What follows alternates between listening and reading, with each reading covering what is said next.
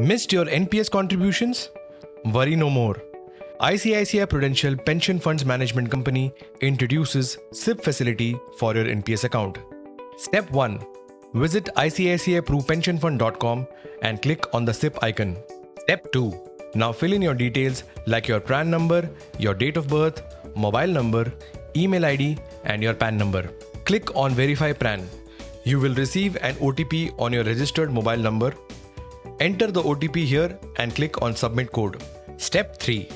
On this page, you will be able to see your NPS account details like your PRAN number, your name, your email ID and your mobile number. You can create a SIP standing instruction for your Tier 1 or your Tier 2 account.